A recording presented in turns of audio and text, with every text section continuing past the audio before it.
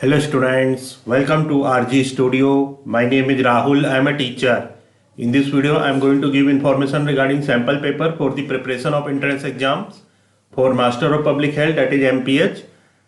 This video is very useful for various university and institutes Master of Public Health entrance exams like Common University Entrance Test, CUT PG, AIIMS Jodhpur, AIIMS Rishikesh, AIIMS Raipur, PGI MER Chandigarh, TISS Mumbai, JIPMER Pondicherry, IIPH, Nivans Bangalore, ICMR Bhubaneswar, Lucknow University, Pune University, Rajiv Gandhi Health University, and for all other university and institutes which conducts Master of Public Health MPH entrance exams, and students who are preparing for various university and institutes Master of Public Health, that is MPH, and hospital management, hospital administration, and for other competitive exams. And for this, if they want to join online offline coaching, want important questions PDF note, they can WhatsApp on 9411513974. So this is the mobile number on which they can WhatsApp 9411513974. And for the preparation of competitive exam, there is a WhatsApp group which link you will get in description box. Kindly subscribe to the channel so that you can get the information for important videos and get the information for various admissions and jobs. So here first question is, according to international health regulations, there is no risk of spread of yellow fever if the Aedes aegypti index remains below. According to international health regulations, there is no risk of spread of yellow fever if the Aedes aegypti index remains below. Option A 1%, option B 5%, option C 8%, option D 10%. Correct answer is option A 1%. So according to international health regulations, there is no risk of spread of yellow fever if the Aedes aegypti index remains below. Correct answer is 1%. Its explanation is, yellow fever is the only disease expressly listed in the International Health Regulations IHR for which countries can require proof of vaccination from travelers as a condition of entry into a country. Next question number second, the clinical incubation period of filariasis is. The clinical incubation period of filariasis is option A 10 to 20 days, option B 3 to 6 months, option C 6 to 12 months, option D 8 to 16 months. Correct answer is option D 8 to 16 months. The clinical incubation period of filariasis is, correct answer is 8 to 16 months. Its explanation is, filariasis is an infectious disease that spreads through mosquito bites. Some people have no symptoms, others may have inflammation, swelling or fever. So filariasis is an infectious disease that spreads through mosquito bites. Some people have no symptoms, others may have inflammation, swelling or fever. Next question number 3, which of the following makes water a liquid at room temperature? Which of the following makes water a liquid at room temperature? Option A non-covalent interactions, option B hydrogen bonds between water molecules, option C van der Waals forces of attraction, option D covalent bonding. Correct answer is option B hydrogen bonds between water molecules. So here question is, which of the following makes water a liquid at room temperature? Correct answer is hydrogen bonds between water molecules. So hydrogen bonds between water molecules makes water a liquid at room temperature. Its explanation is, the cohesive forces that keep the water a liquid at normal temperature is provided by hydrogen bonds between water molecules. Next question number 4, the heat of vaporization of water is. The heat of vaporization of water is option A 540 kilojoule per gram, option B 580 kilojoule per gram, option C 1060 joule per gram, option C 600 kilojoule per gram. Correct answer is option A 500 kilojoule per gram. The heat of vaporization of water is, correct answer is 540 kilojoule per gram. Its explanation is, the heat of vaporization of water is around 540 kilojoule per gram. Next question number 5, the degree of ionization does not depend on which of the following parameter? The degree of ionization does not depend on which of the following parameter?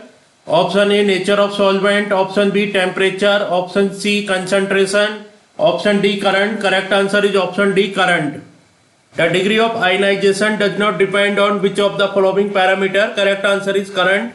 The degree of ionization does not depend on current. Its explanation is current has no effect on the degree of ionization. Temperature, solvent type and concentration are the only variables. Next question number 6. Based on which of the following enzymes hydrolysis reactions are catalyzed? Based on which of the following enzymes hydrolysis reactions are catalyzed? Option A hydrolase, option B oxidoreductase, option C isomerase, option D ligase. Correct answer is option A hydrolase. So based on question is based on which of the following enzymes hydrolysis reactions are catalyzed? Correct answer is hydrolase. So based on hydrolase enzymes hydrolysis reactions are catalyzed. Its explanation is food degradation and digestion are aided by hydrolases which catalyze hydrolysis reactions. Question number 7. Which of the following is an amino acid? Which of the following is an amino acid? Option A serine, option B alanine, option C glycine, option D proline. Correct answer is option D proline. So question is which of the following is an amino acid? Correct answer is proline. Proline is an amino acid. Its explanation is because it contains the carbon NH nehoim and OH, that is hydroxide group. Proline is classified as a secondary amino acid, sometimes known as an amino acid. So because it contains the carbon nihonium hydroxide group, proline is classified as a secondary amino acid, sometimes known as an amino acid. Next question number 8. Which of the following is a 39 residue hormone of the anterior pituitary gland? Which of the following is a 39 residue hormone of the anterior pituitary gland? Option A glucagon, option B bradykinin, option C corticotropin, option D insulin. Correct answer is option C corticotropin. So which of question is which of the following is a 39 residue hormone of the anterior pituitary gland? Correct answer is corticotropin. So corticotropin is a 39 residue hormone of the anterior pituitary gland. Its explanation is the anterior pituitary gland produces corticotropin, a 39 residue hormone that activates the adrenal cortex. Next question number 9. Which of the following statements is correct about column chromatography? Which of the following statements is correct about column chromatography? Option A resolution improves as column length increases. Option B mobile phase is a porous solid material kept in the column with appropriate chemical characteristics. Option C stationary phase is a buffered solution that percolates through the mobile phase. Option D large proteins exit the column faster than tiny proteins. Correct answer is option A resolution improves at column length increases. So question is which of the following statement is correct about column chromatography? So statement that is correct about column chromatography is resolution improves as column length increases.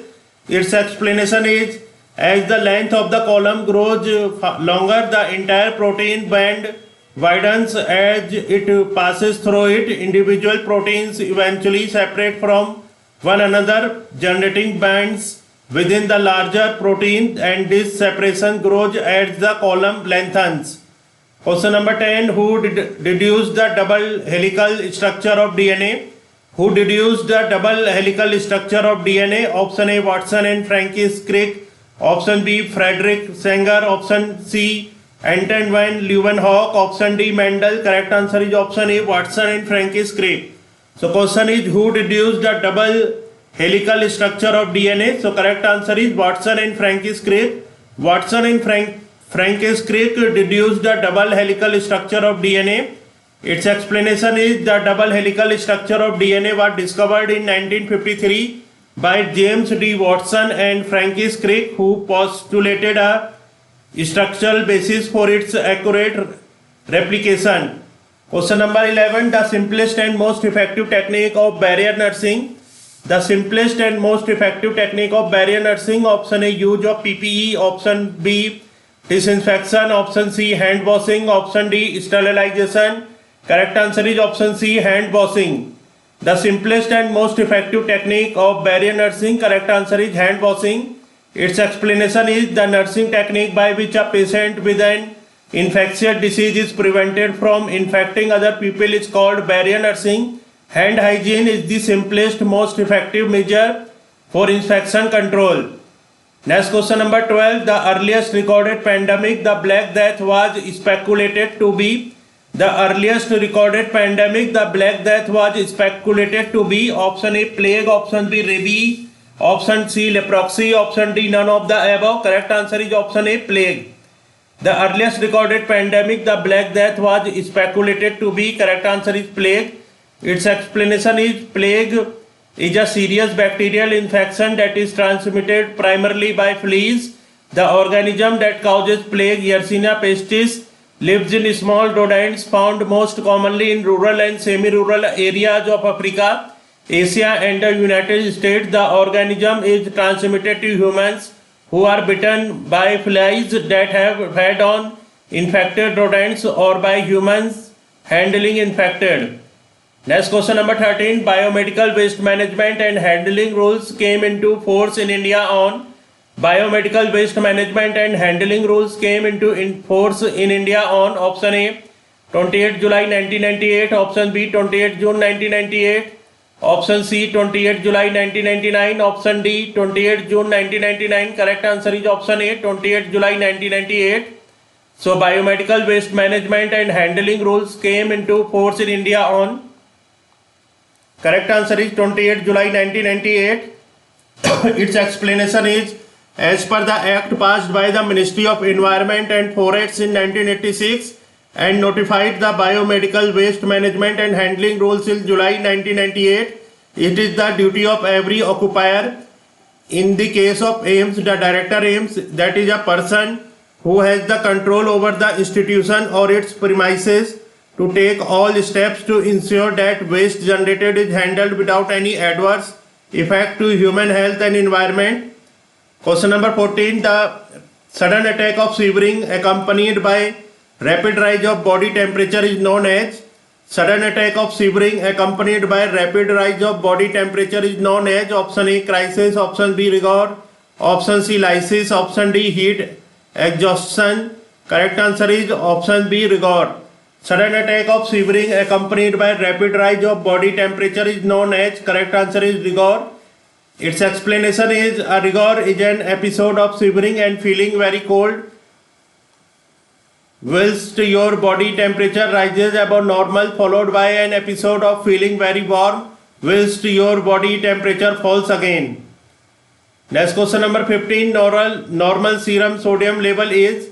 Normal serum sodium level is option A, 135 to 145 milliequivalent per liter, option B, 130 to 140 milliequivalent per liter, option C, 125 to 135 milliequivalent per liter, option D, 130 to 150 milliequivalent per liter. Correct answer is option A, 135 to 145 milliequivalent per liter.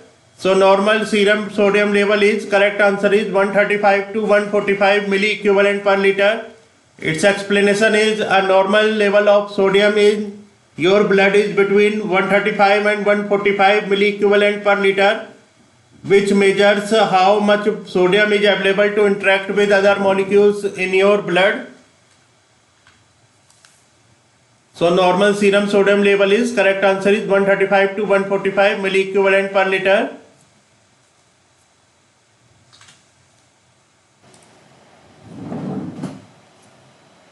So in this video, information regarding 15 very important multiple choice questions has been given, which are very useful for various university and institutes, Master of Public Health entrance exams like Common University Entrance Test, CUT, PG, AIIMS, Jodhpur, Raipur, Bhubaneswar,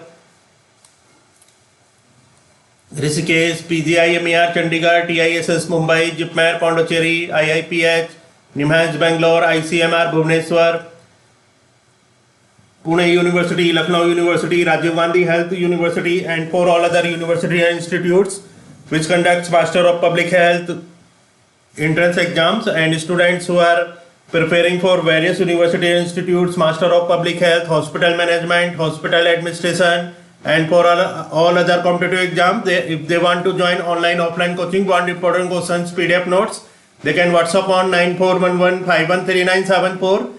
And for the preparation of competitive exam, there is a WhatsApp group which link you will get in description box. Kindly subscribe to the channel so that you can get the information for important videos and get the information for various admissions and jobs. Thanks for watching this video.